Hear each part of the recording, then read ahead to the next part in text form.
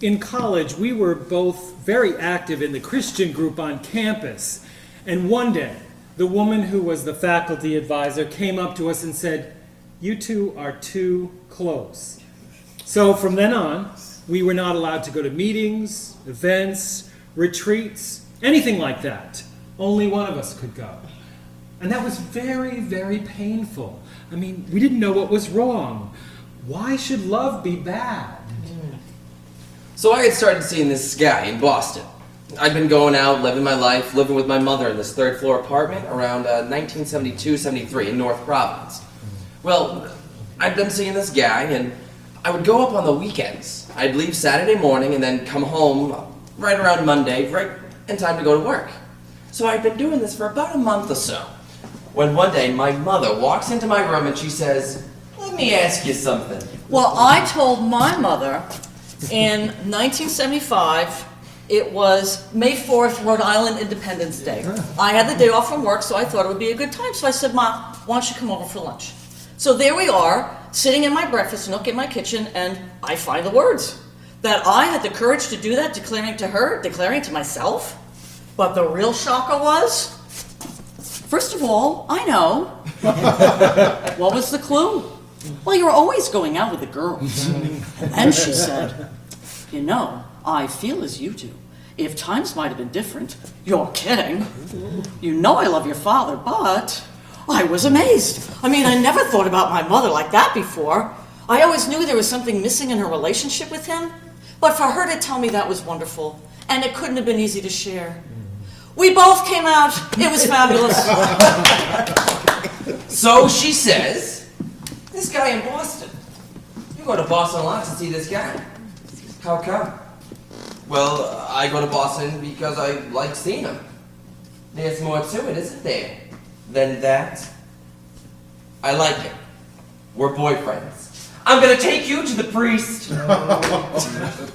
"No, Ma. You don't have to take me to the priest." What I didn't tell her was the priest that she wanted to take me to and I had already met. Late one night in Roger Williams Park. "No, Ma. Don't need to go see the priest." "What am I gonna tell my friends?" "Just tell them I'm playing the field." "You better be careful." That's the last thing she ever said about it. From my days in college until I was, I don't know, in my mid-30s, I became very anxious and very depressed, and so I became a private alcoholic. You know, I would drink socially in public because it was acceptable. But in private, my drinking was excessive. My mother had a hard time dealing with my being gay. She said that if she didn't love me so much, she would kick me out because she couldn't accept the way that I was. My father was just as bad. I'm a pillar in this community. I'm a member of the Knights of Columbus, the American Legion. Oh, you can be gay, but don't embarrass us.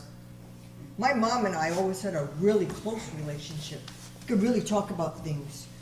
She knew from a very young age that I had a sense of loneliness, of not belonging. I didn't know where I fit in the world. But once I figured out where, that's what I wanted to share with her. But I couldn't say, "Hey, Mom, I'm gay."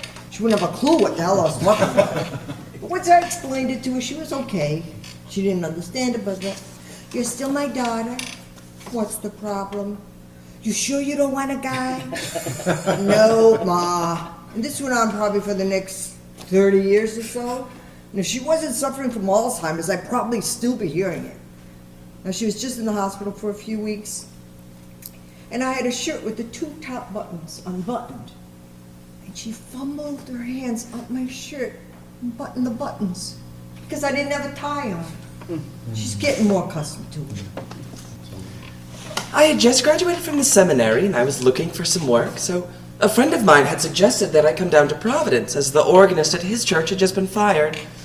So I came down and I played and worked with the choir in rehearsal that first evening.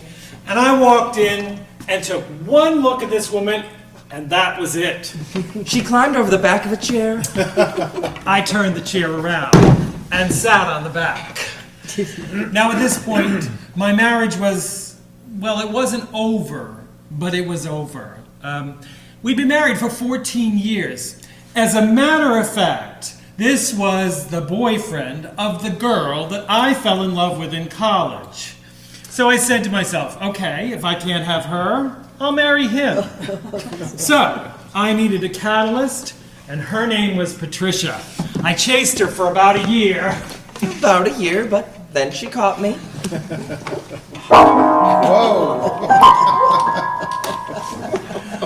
Our first kiss, 28 years ago. 28 years, and that's how we date our relationship. Well, I had a job in high school digging out ice cream at a Newport Creamery for 75 cents an hour. And I'd come home feeling sticky and sweaty, and so I decided that going to the beach was a much better use of my time. So I decided to become a lifeguard. I went to the Providence YMCA, I took the course, I passed it, and I got certified. Now, the guy who certified me, Tony, called me up one day and he said, Ken, I'm leaving. Would you like to take over my job at least for the summer? So I said, sure. So I took over the swimming program at the Providence Y, and I did that right through my senior year in high school. Now, this is the 1950s, and there's still a significant Navy influence in Providence at this time. The sailors used to come to the Y to go swimming. Meanwhile, the Y had a policy of swimming nude. Right. Shower first, swim nude. It was seen as a sanitary precaution. So there I am, being a lifeguard, and the sailors are swimming up to me and they're chatting me up. And there's this one guy that's really very, very cute. Next thing I know, we're off the pool in the locker room having sex.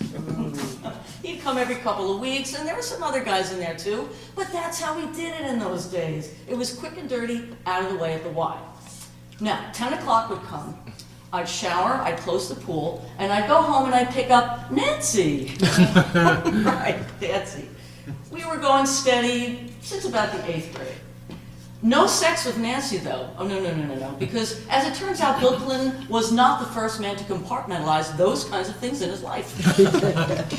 I'm 25. I'm living in Syracuse with a roommate, a guy, and we're good friends. So he asks me, who are you dating? Nancy. She lives in Utica. Only there is no Nancy in Utica. I made her up to cover myself. So for the next 2 years, every other weekend, I'd get in the car and go see Nancy. I'd buy a couple of cases of beer, stay in a cheap motel room in the Adirondacks and get drunk by myself. I'd sober up on Sunday and then drive back home. And then I would tell my roommate about all the sex I had with Nancy over the weekend. I can remember one winter. I was 17 and I'm standing in the middle of this pasture. My pants are down around my ankles. I'm with a guy. I had no idea that poison ivy doesn't die in the winter. The vines are still filled with oil and I'm rubbing up against them. I got poison ivy all over. Imagine trying to explain that to your parents, even though they knew I was gay. What do you say? Well, the first bar I spent any time in was a place called the Triangle. It was in a classic Rhode Island diner car. You know, I think Rhode Islanders hate to waste things, so they take these little diner cars and they make something out of them. It was up on Smith Hill, where two streets formed a triangle. It was Halloween. I took my second partner there. She had never been to a lesbian bar. Now, the thing about the Triangle was, it was like out of the Old West. There was sawdust on the floor, and when she went to put her drink on the table, I said, "Whoa, I wouldn't do that." She said, "Why?" I said, "Because that table could leave at any moment," and they did. Someone was always and somebody else, just like out of the Old West. But it was one of the few places around, so everybody was there. There were bikers, drag, women. Now the Cabana, that was a step up. I had finally come out when I joined the Navy. I had just joined and I was shipped from the East Coast to the West Coast. I was in San Diego and introduced on the ship to the guy who's going to be my supervisor. The chief introduces Dennis Graves to me. "This is the guy you're going to be working for, Betty Grable." That's how he introduced him. Dennis had said, "I'm gay and everyone on the ship knows that I'm gay, so if you hang with me, they'll know something's up with you because it's guilt by association." Like I was saying, the cabana was a step up, but barely.